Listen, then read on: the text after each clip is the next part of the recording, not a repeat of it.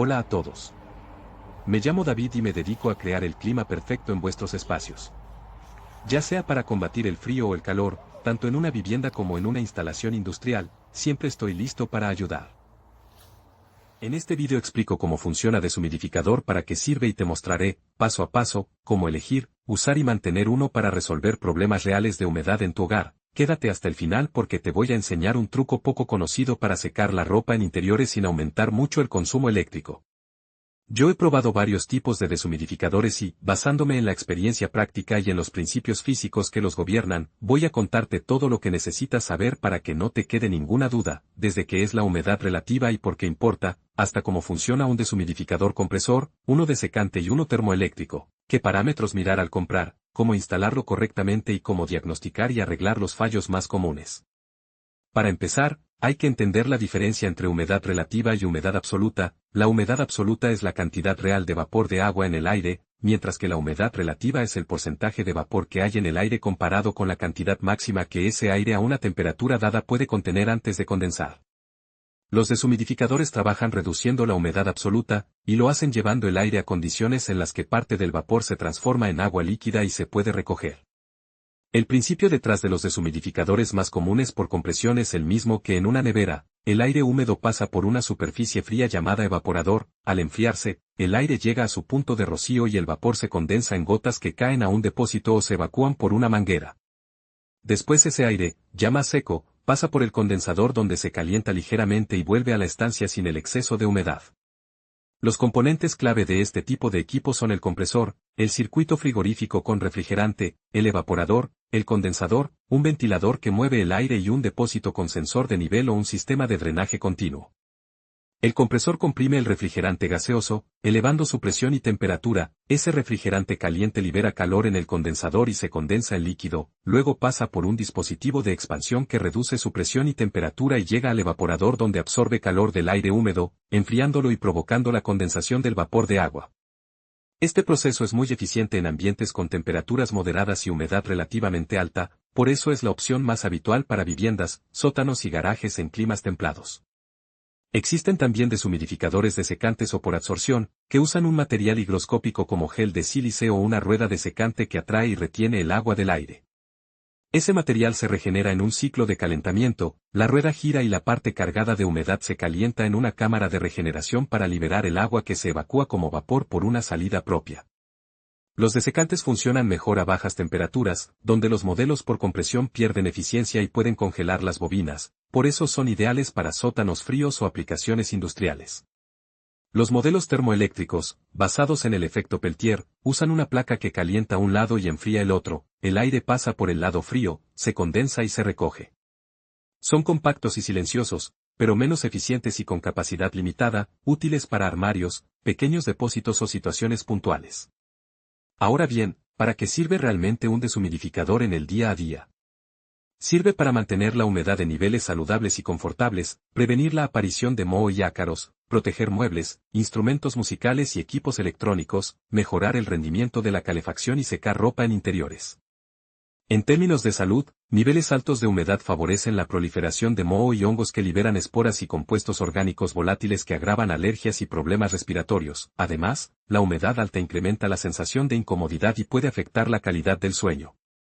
El objetivo práctico es mantener la humedad relativa ideal, habitualmente entre 40 y 60% en espacios habitables. En invierno puede ser suficiente 35 a 45% para evitar exceso de sequedad, y para almacenamiento de libros, madera o instrumentos puede convenirse en rangos más específicos. En sótanos y espacios con filtraciones conviene mantener la humedad por debajo de 50% para evitar manchas y olor a humedad. Al elegir un deshumidificador, hay varios parámetros que yo siempre evalúo: la capacidad nominal en litros por día, que indica cuánta agua puede extraer bajo condiciones estándar, normalmente medidas a 30 grados y 80% de humedad relativa o a 20 grados y 60% dependiendo del fabricante, la superficie o volumen que puede cubrir, que se relaciona con la capacidad pero también con la altura del techo, la eficiencia energética, que puede verse en consumo en vatios y en la relación litros extraídos por kWh. La presencia de un higróstato o humidostato digital que permita fijar el porcentaje objetivo, la opción de drenaje continuo mediante manguera y la posibilidad de bomba de condensado para evacuar a puntos altos, la función de descongelación automática para ambientes fríos, filtros lavables para polvo y prebajar la carga de mantenimiento, nivel de ruido, que es importante si el aparato va a estar en un dormitorio, y la robustez y facilidad de limpieza del depósito. Una nota clave, la cifra de litros por día que anuncia un fabricante suele medirse en condiciones optimistas, así que conviene revisar tablas que indican capacidad a distintas temperaturas y humedades o leer reseñas reales. Otro aspecto esencial es la comprensión de la carga de humedad de la habitación. No es lo mismo un dormitorio con ventilación moderada que un baño sin extractor o una cocina donde se cocina a diario o un sótano con filtración capilar o paredes frías. La generación de humedad por actividades humanas, duchas, cocinado y secado de ropa puede ser grande y exigir un equipo con mayor capacidad o varias unidades. En mi experiencia, para una sala de estar de 20 a 30 m2 con humedad moderada suele bastar un deshumidificador de 10 a 16 litros/día. Para sótanos húmedos o apartamentos con problemas crónicos recomiendo 20 a 30 litros/día o más, y en garajes o usos industriales equipos de mayor capacidad. Hablemos ahora de instalación y uso práctico. Coloca el deshumidificador en una posición donde el flujo de aire no esté obstruido, idealmente a unos cuantos decímetros de las paredes y lejos de cortinas que bloqueen la entrada o salida de aire. Si vas a usar drenaje continuo, busca que la toma de salida tenga un ligero descenso hacia el punto de evacuación o usa la bomba integrada si necesitas subir el agua a un desagüe más alto. Si vas a ponerlo en una habitación con ropa húmeda, colócalo en una posición central y considera abrir ligeramente la puerta para facilitar la circulación del aire con el resto de la vivienda. Para evaluar su rendimiento, usa un higrómetro independiente. Al encender el equipo pon un objetivo de humedad, por ejemplo 45%, y observa cómo evoluciona la lectura en 24 a 48 horas. Los deshumidificadores con humidostato se apagarán y encenderán para mantener el valor objetivo, ahorrando energía. Hablando de consumo, es importante entender que un deshumidificador es básicamente una bomba térmica. Su eficiencia depende de la temperatura y de la humedad del ambiente.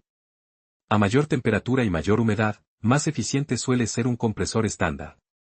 En condiciones frías, su rendimiento baja y el aparato puede pasar a un modo de descongelación que reduce temporalmente la extracción de agua. Para estimar el consumo, revisa la potencia en vatios y considera el tiempo de funcionamiento. Por ejemplo, un equipo de 400 a 700 W trabajando 8 horas diarias consumirá entre 3.2 y 5,6 kWh al día. Eso puede representar un coste moderado, pero compara ese gasto con el beneficio de evitar daño por humedad, moho y la mejora de confort y salud. Hay trucos para optimizar el consumo: sellar fugas de aire, ventilar puntualmente cuando no haya humedad externa alta, usar ventilación mecánica si es posible, y mantener puertas internas cerradas para concentrar la acción del deshumidificador en el área afectada. En invierno, compensa el uso prolongado con un ajuste de temperatura en la vivienda que evite condensación en ventanas. La diferencia de temperatura entre interior y exterior influye mucho en donde se produce la condensación.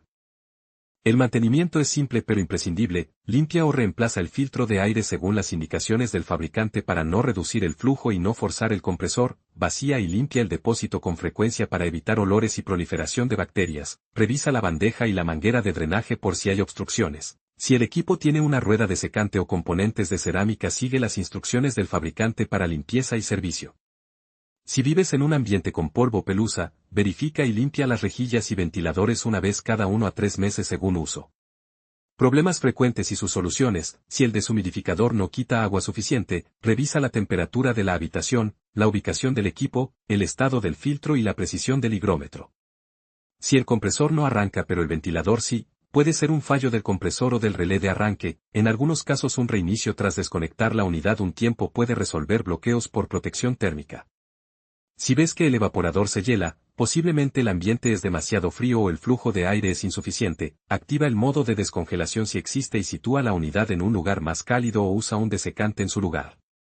Si hay fugas de agua en el suelo, comprueba si el depósito está mal colocado, si la manguera está suelta o si el colector interno tiene una grieta. Respecto al ruido, los compresores y ventiladores generan sonido que puede ser molesto en dormitorios. Si el ruido es mayor de lo habitual, revisa que el aparato esté plano y apoyado en una superficie estable y sin vibraciones, y que no haya objetos rozando las rejillas. Existen situaciones donde un deshumidificador no es la solución definitiva. Si la humedad viene de filtraciones estructurales, drenaje de cimientos o tuberías con fuga, hay que arreglar la causa. El deshumidificador puede mitigar el problema mientras se realiza la reparación, pero no sustituye soluciones de impermeabilización o reparación de canaletas e instalaciones. También conviene combinar su uso con ventilación controlada. Extraer aire húmedo en origen en baños y cocinas mediante extractores mecánicos reduce significativamente la carga que debe gestionar el deshumidificador. En cuestiones de salud, algunas personas temen que un deshumidificador deje el aire demasiado seco. Eso se evita ajustando el objetivo de humedad a valores razonables. En invierno, un exceso de calefacción sin humidificación puede bajar la humedad relativa y causar sequedad en la piel y mucosas, pero eso es por la interacción entre temperatura y humedad relativa, no por el deshumidificador per se. Para secar ropa dentro de casa, hay una estrategia eficiente. Coloca la ropa en un tendedero en el mismo cuarto que el deshumidificador pero no pegada al aparato. Mantener la puerta cerrada maximiza la extracción de humedad y acelera el secado. Si además colocas un ventilador para mover el aire de forma homogénea, el proceso es más rápido. Si tu intención es proteger objetos sensibles como guitarras, instrumentos de madera o libros, usa un deshumidificador con control preciso y, si es posible, un higrostato externo para datos continuos, y mantén registros periódicos de humedad para detectar tendencias. Para instalaciones más complejas, como mantenimiento de bodega de vinos, salas de servidores o archivos, existen soluciones integradas que controlan la humedad de forma centralizada y combinan deshumidificación con refrigeración o ventilación controlada. En esos casos conviene consultar con un profesional. Un mito común es que los deshumidificadores consumen enormes cantidades de energía y no compensan económicamente. La realidad es que en muchos contextos el coste de funcionamiento se compensa con la prevención de daños por humedad y la mejora de salud y confort. Y la eficiencia actual de los equipos es bastante aceptable si eliges la capacidad adecuada y los usas de forma inteligente. Otro consejo práctico que yo uso es medir la humedad en varios puntos de la casa al menos durante una semana antes de decidir el tamaño del equipo. Coloca higrómetros en el dormitorio, en la sala y en el sótano y registra lecturas al despertar y por la noche. Así sabrás si tienes picos de humedad tras duchas o cocinado y podrás dimensionar el equipo. En climas fríos con buena envolvente térmica, el problema suele ser condensación en ventanas. Sustituir ventanas o mejorar aislamiento reduce la necesidad de deshumidificación. En climas cálidos y húmedos, la deshumidificación forma parte esencial del control del confort y la salud.